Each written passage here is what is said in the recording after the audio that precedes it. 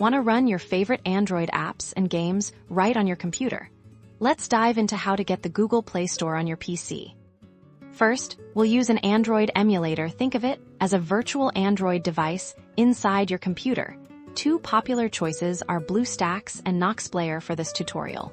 We will be using Bluestacks. Open your web browser and search for Bluestacks. Navigate to the official Bluestacks website and click the download button.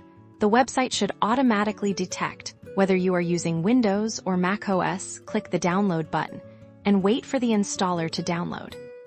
Once the installer is downloaded, double-click on the installer to launch. Then follow the on-screen instructions to install Bluestacks on your computer. This may take a few minutes depending on your internet speed and computer specifications.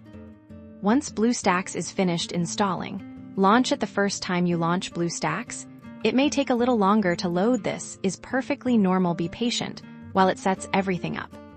After Bluestacks loads, you'll see the familiar Android interface. Look for the Google Play Store icon.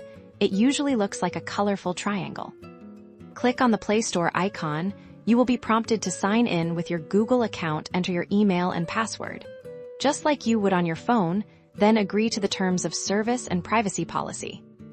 Once you are logged in, you now have access to the Google Play Store on your PC. Now you can search for and download any app or game you want. Just type the app name in the search bar and hit enter. Keep in mind that not all apps are fully compatible with emulators, so you might encounter some glitches, but with Bluestacks, you will be able to enjoy most of your favorite Android apps on your computer. That's it.